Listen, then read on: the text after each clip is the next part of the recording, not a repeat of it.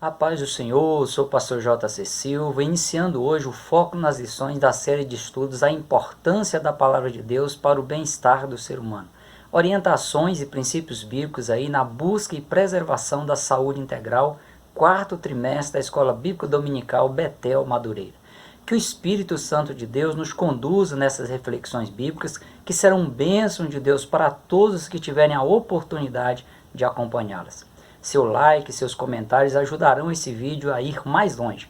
Aproveite para tirar aí as suas dúvidas. Se você já se inscreveu no canal, incentive outras pessoas a se inscreverem, acionar o sininho para receber as notificações e, se possível, diga de onde você está me acompanhando. Hoje o foco é na lição de número 1, a necessidade de restauração na alma. O texto áureo está no livro de Jeremias, capítulo 31, versículo 25, que diz: porque satisfiz a minha alma cansada e toda a alma entristecida saciei. Como verdade aplicada, o pastor Isaqueu Mendes, que é o comentarista dessa lição do quarto trimestre de 2020, ele diz que somente Deus conhece o íntimo da sua criatura, podendo então lhe trazer a cura das suas mais profundas dores e frustrações. O texto de referência é o Salmo de número 31, versos 2, 5, 7, 9 e 14. Inclina para mim os teus ouvidos, livra-me depressa. Sê a minha firme rocha, uma casa fortíssima que me salve. Nas tuas mãos me encomendo o meu espírito, tu me remiste, Senhor, Deus da verdade. Eu me alegrarei e regozijarei na tua benignidade, pois consideraste a minha aflição, conheceste a minha alma nas angústias. Tem misericórdia de mim, ó Senhor, porque estou angustiado, consumidos estão de tristeza os meus olhos, a minha alma e o meu corpo. Mas eu confiei em ti, Senhor, e disse, tu és o meu Deus. Sobre a temática que será abordada ao longo do quarto trimestre de 2020, o pastor Isaqueu Mendes ele frisa a importância do cuidado da preservação e da restauração da saúde integral do ser humano, cuja necessidade é refletida nas páginas sagradas como sendo interesse do próprio Deus, que trabalha para proporcionar o bem-estar físico, emocional e espiritual das pessoas. Serão levadas em consideração as orientações, os princípios bíblicos e o plano de salvação e redenção de Deus para a humanidade. Ao longo do trimestre, você será conduzido por meio de excelentes reflexões sobre algumas doenças que atingem a alma humana, a relevância e a possibilidade de restauração, prevenção e cuidados para amenizar a dor e evitar o fracasso das pessoas. Você será conscientizado, despertado como discípulo de Jesus Cristo, a estar atento e interessado no seu cuidado pessoal, visando alcançar aí a vida física e espiritual sustentável e ser transformado em bênção de Deus nos diferentes grupos sociais nos quais você está inserido. A fim de que você entenda as diferenças entre o corpo, a alma e o espírito, vamos iniciar hoje conhecendo a estrutura do ser humano. Gênesis capítulo 1, versículos 26 e 27 diz que o ser humano ele foi criado à imagem e semelhança de Deus. Aqui não se trata de aparência física, mas da estrutura que serviu como base do projeto de Deus na criação do ser humano e que se tornou a base da estrutura humana. Uma estrutura semelhante é uma estrutura similar, é uma estrutura parecida. O ser humano ele não foi criado como Deus, mas parecido com ele, com uma estrutura similar à estrutura de Deus. Salomão disse que Deus fez o homem reto, mas ele buscou muitas invenções. Ou seja, o ser humano ele foi criado dotado de perfeição. A imperfeição ela só tomou conta do ser humano no momento em que ele aderiu ao princípio da desobediência implantado por Satanás, deu ouvido à voz do inimigo, se aliou a ele e agiu de forma contrária às orientações recebidas de Deus. Aquela estrutura que fora criada perfeita foi comprometida pelo pecado e se tornou imperfeita. A maior prova da importância da restauração da alma foi a obra de redenção efetivada por Jesus na cruz do Calvário, que tem como objetivo levar o ser humano de volta ao seu lugar, onde ele vai encontrar o que é certo ou o que é errado em Deus, e vai voltar a se submeter à sua vontade de forma plena e perfeita. Entenda melhor as definições e as razões da tricotomia que compõe o ser humano, corpo, alma e espírito. Iniciando no espírito humano. Segundo o dicionário Vini, O espírito ele vem do hebraico ruah e significa respiração, força, ar, vento, brisa, espírito, ânimo, humor. Dentre os vários sentidos desse termo nas escrituras sagradas, eu vou focar aqui contigo no que se refere ao ser humano. Nesse caso, o dicionário Vini destaca que o termo hebraico ruah descreve o elemento de vida no ser humano, o seu espírito, o seu ruah natural. Em Gênesis capítulo 2, versículo 7 diz: Formou o Senhor Deus o homem do pó da terra e soprou em seus narizes o fôlego de vida, e o homem foi feito alma vivente. Assim como em Gênesis capítulo 2, versículo 7 aponta para a origem do espírito do ser humano, de onde ele veio, Eclesiastes número 12, verso 7, a parte B, Salomão descreve qual será o seu destino final, dizendo: o espírito ele volta a Deus que o deu. Salomão, em Provérbio número 16, verso 2, ele confirma essa ligação entre o espírito e a alma, dizendo que todos os caminhos do homem são limpos aos seus olhos, mas o Senhor pesa os espíritos. Aqui Salomão usa o termo espíritos para falar das intenções, das motivações que está por trás das decisões dos seres humanos. E nesse sentido, Salomão está falando da alma, que é a sede das emoções.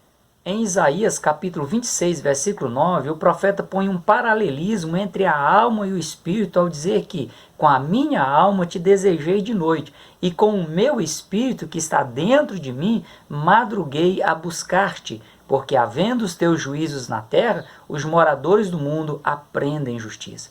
Vou retomar essas questões de Provérbios 16, 2 e Isaías 26, 9 no tópico 1.2. Vini ainda esclarece que o termo hebraico ruah, traduzido por espírito para o português, também é utilizado para aludir ao que habilita o ser humano a fazer um determinado trabalho, o que representa a essência da qualidade humana, o que faz o ser humano se destacar dos demais seres criados. O espírito é a sede da imagem, da característica de Deus no ser humano. Portanto, ele é o canal de comunicação entre o ser humano e Deus. No Cântico de Maria, ela diz: o meu espírito se alegra em Deus, meu Salvador. Toda a adoração a Deus, a comunhão e o relacionamento do ser humano com Deus só é possível por meio do espírito que Deus colocou no ser humano. Uma pessoa que decide viver fora da vontade de Deus, ela corrompe o seu espírito com o pecado. E a falta de santidade na vida da pessoa, ela interrompe esse canal de comunicação da pessoa com Deus. Mesmo assim, por meio da ação do Espírito Santo de Deus no espírito do ser humano, a pessoa ela é conduzida, ela é levada a ter desejo de buscar a Deus, de reatar esse canal de comunicação com o Senhor. Assim como o Espírito de Deus ele fez surgir a vida no meio do caos, ele age no espírito humano com o objetivo de renová-lo ao seu estado original, para que nele volte a ser refletida a imagem e a semelhança de Deus, trazendo à luz as trevas espirituais e levando o ser humano a reconhecer a necessidade de ele ser redimido e voltar a viver em conformidade com a vontade de Deus. Quanto à alma do ser humano, o termo hebraico que a define é nefet e significa alma, ego, vida, pessoa. De acordo com o dicionário Vini, o significado básico está relacionado com a rara forma verbal nanchaf. Esse substantivo ele se refere à essência da vida, ao ato de respirar, de tomar fôlego. Em Gênesis capítulo 1, versículo 20, o termo ele é utilizado para se referir às criaturas viventes que se movem. Em Gênesis capítulo 2, versículo 7, o termo ele é utilizado para descrever o resultado final da ação de Deus em colocar o espírito no ser humano, quando diz: e ele tornou a alma vivente. Tanto aqui em Gênesis capítulo 2, versículo 7, como em Provérbios número 16, verso 2, e Isaías capítulo 26, versículo 9, aponta para o fato de o espírito e a alma humana estarem estritamente relacionados. Onde você vê um, o outro está junto. Falando aí da quase inseparabilidade do espírito e da alma humana, o escritor aos Hebreus ele diz: a palavra de Deus é viva e eficaz, e mais penetrante do que qualquer espada de 2 gumes, e penetra até a divisão da alma e do espírito e das juntas e medulas, e é apta para discernir os pensamentos e as intenções do coração. O termo hebraico nefesh, ele é utilizado para descrever o eu interior, que contrasta com o eu exterior, ou seja, o que a pessoa é para si mesma em contraste com o que a pessoa é para os que a observam. A pessoa interior, o que a pessoa é para si mesma, é nefesh, a sede das emoções, e é representada pelo coração. Não que o coração da pessoa seja a alma, ele é apenas uma representação da alma, já que é a forma humana de expressar as emoções. Em Lucas capítulo 6, versículo 45, Jesus diz: o homem bom, do bom tesouro do seu coração, tira o bem, e o homem mau, do mau tesouro do seu coração, tira o mal, porque da abundância do seu coração fala a boca. Paulo, falando de suas emoções, de suas motivações, ele disse em 2 Coríntios capítulo 1, versículo 23: invoco, porém, a Deus por testemunha sobre a minha alma, ou seja, sobre as minhas emoções, sobre as minhas motivações, que para vos poupar não tenho até agora ido a Corinto. Já a pessoa exterior, o que a pessoa é para os que a observam, mais conhecido como reputação, é a tradução do hebraico sem, mais conhecido como o nome da pessoa. Nesse caso, representa a pessoa humana, como está em Jeremias, capítulo 52, versículo 29, onde registra que, no ano 18º de Nabucodonosor, ele levou cativa de Jerusalém 832 almas, ou seja, 832 pessoas. Voltando na questão da pessoa interior, do eu interior, ao termo nefet, a alma humana ela é composta das seguintes áreas. Primeiro, a mente, que é a sede da alma, o intelecto, os pensamentos, o raciocínio e a memória. A segunda área é a vontade, que é o instrumento para as tomadas de decisões. É o que proporciona o poder de escolha para a pessoa. A terceira área são as emoções, que são os instrumentos que possibilitam a pessoa em expressar os seus sentimentos, seus gostos, sua simpatia, suas alegrias, suas tristezas, seu amor e seu ódio. Na alma está todo o ser da pessoa, todas as características da pessoa. O que de fato a pessoa é, está armazenado e é desenvolvido na mente, portanto, vai influenciar diretamente nas escolhas pessoais e nas não escolhas. Tudo que está armazenado no consciente, no subconsciente ou no inconsciente humano, quer sejam fatos positivos ou negativos, em todas as fases da vida humana, questões que já se cristalizaram como verdades absolutas, servem como base das tomadas de decisões da pessoa por meio da sua alma. Quanto ao corpo humano, de acordo com o dicionário Vini, o termo corpo vem do grego soma e se refere ao corpo como um todo, ao homem completo. É a forma como a pessoa é identificada, é o ponto de contato com o mundo exterior por meio aí dos 5 sentidos, a visão, a audição, o paladar, o olfato e o tato. O termo corpo também é utilizado para se referir à natureza física do ser humano, em oposição ao termo grego pneuma, que se refere aí à natureza espiritual do ser humano. O espírito e a alma humana eles podem se separar do corpo. Neste caso, é o corpo que perde o espírito de vida e a alma. Isso ocorre quando a pessoa ela vem a óbito. Outro termo grego traduzido para o português como corpo é kros, e é utilizado para descrever o aspecto exterior do corpo humano. No conteúdo bíblico, há alguns termos que se referem ao corpo humano. Primeiro, casa ou tabernáculo, como está em 2 Coríntios capítulo 5, versículo 1, que diz: porque sabemos que se a nossa casa terrestre deste tabernáculo se desfizer, temos de Deus um edifício, uma casa não feita por mãos, eterna nos céus. Com a morte física, essa casa física ela se desfaz. O espírito volta para Deus que o deu e a alma ela fica aguardando a ressurreição dos justos ou a ressurreição para a condenação eterna. O segundo termo é invólucro, ou seja, algo que serve para envolver o espírito do ser humano.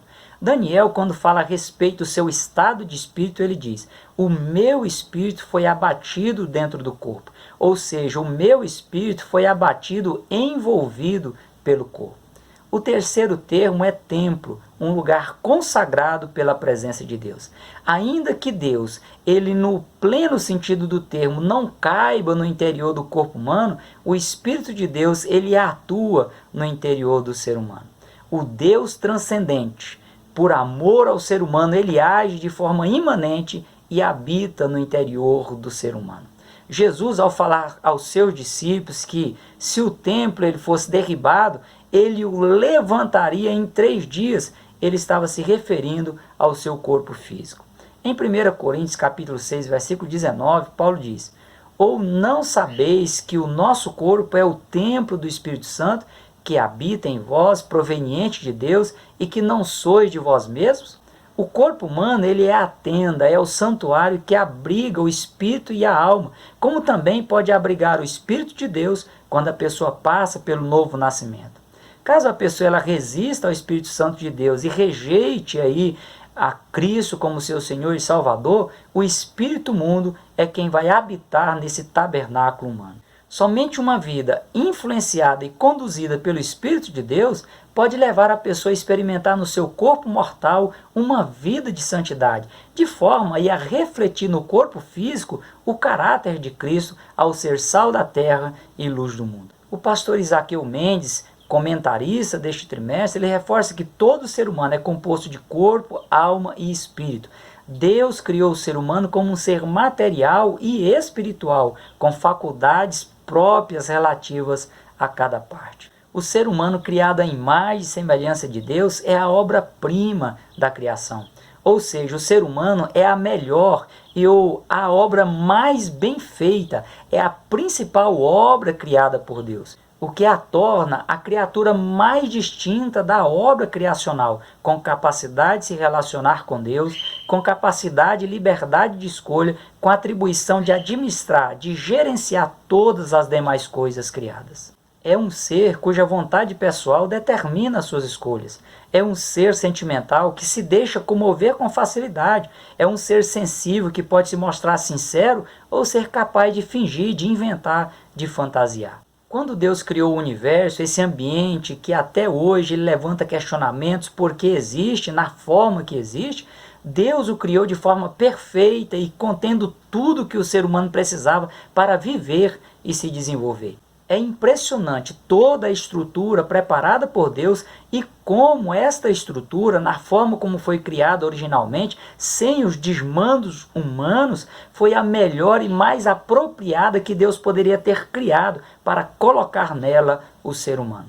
Mesmo tudo sendo criado por Ele e para Ele, Deus deixou para o ser humano desfrutar de tudo, apenas com a responsabilidade de governar, de dominar, de administrar tudo de forma sustentável.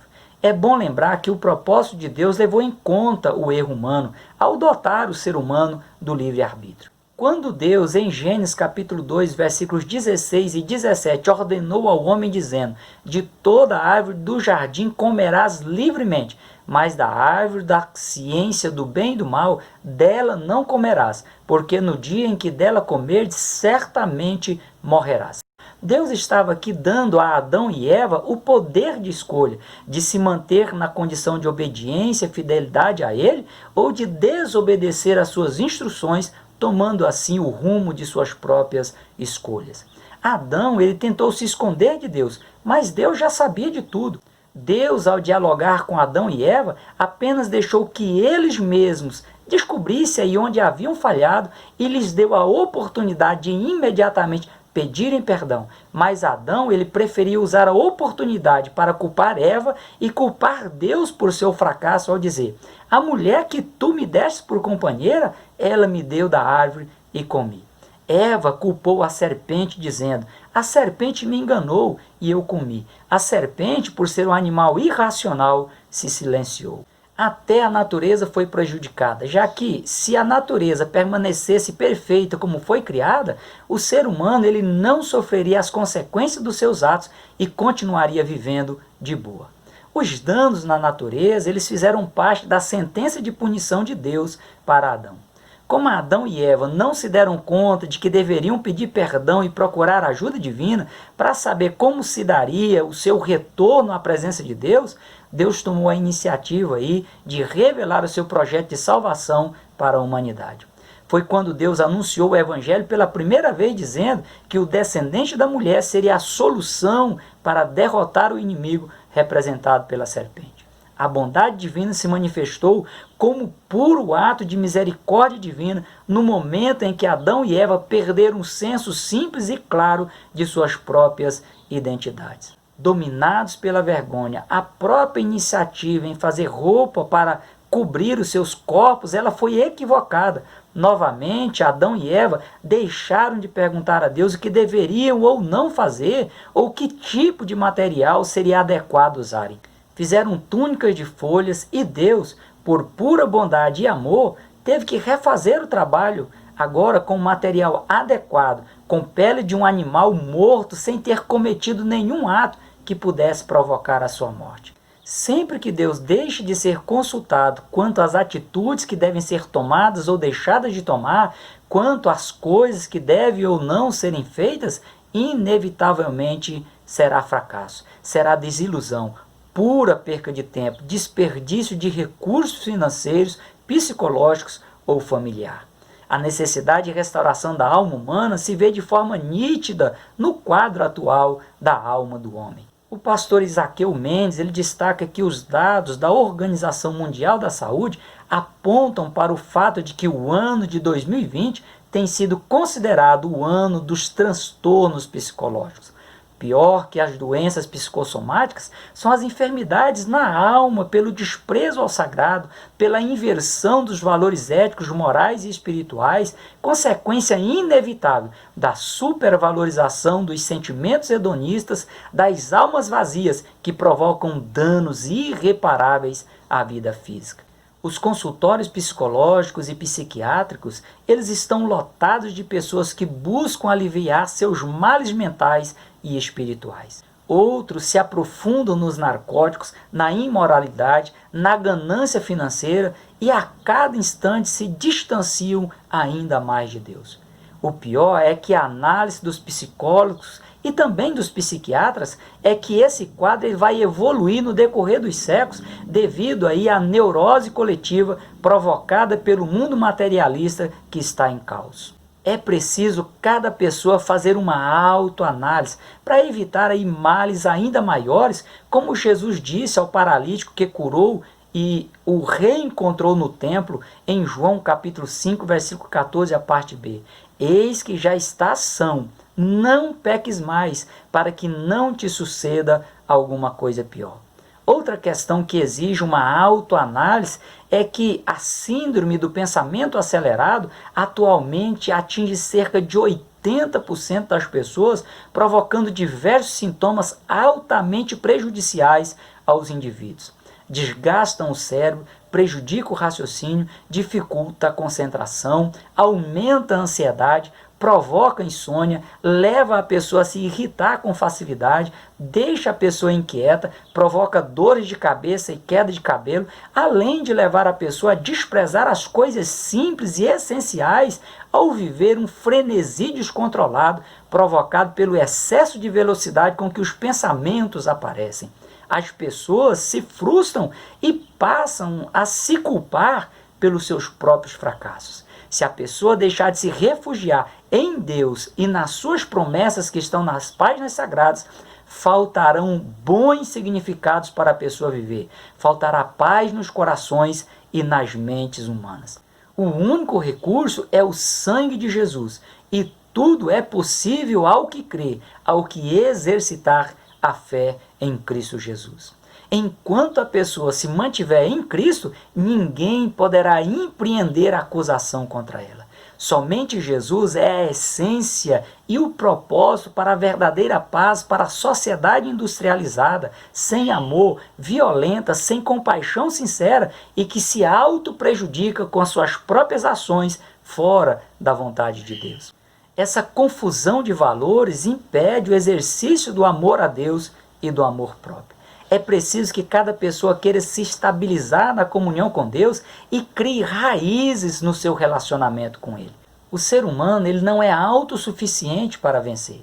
Um bom exemplo desta verdade é o que ocorreu com Israel no deserto, que na falta de um cardápio diversificado e de água, Israel, tendo a oportunidade de clamar a Deus por ajuda, se dispôs a murmurar contra Deus e contra Moisés. Israel só piorou a sua própria situação pois Deus se irou, enviou serpentes abrasadoras e para evitar que todo mundo morresse, foi Deus quem repassou a orientação a Moisés de como resolver o problema.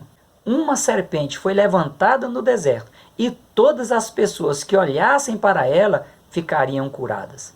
Era um símbolo do que aconteceria com Jesus, que seria levantado na cruz do Calvário para salvar todo aquele que olhar para ele. Jesus foi enfático em dizer: se alguém não estiver em mim, será lançado fora, como a vara, e secará. E os colhem e lançam no fogo e ardem. Se vós estiverdes em mim, e as minhas palavras estiverdes em vós, pedireis tudo o que quiserdes, e vos será feito. Paulo, ele ciente da fragilidade humana, sempre se dispôs a confiar no Senhor, pois ele sabia que somente por meio de Jesus, que o fortalecia, é que ele poderia vencer, superar, conquistar todas as coisas. A necessidade de restauração na alma é uma realidade e o amor de Deus está disponível para perdoar todas as abominações da alma humana. No entanto, o pastor Isaqueu Mendes ele frisa que o amor de Deus jamais pode reconciliar-se com algo que causa desamor. Ele jamais pode se reconciliar com o pecado, mas a cada pessoa que decidir por livre e espontânea vontade se submeter à vontade soberana de Deus, ele pode se reconciliar com ela e restaurá-la.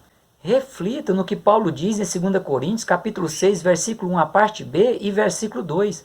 Vos exortamos a que não recebais a graça de Deus em vão, porque diz: ouvi-te em tempo aceitável e socorri-te no dia da salvação. Eis agora o tempo aceitável, eis agora o dia da salvação. Aproveite, ainda é tempo de salvação. Que Deus em Cristo continue te abençoando, prossiga na paz do Senhor.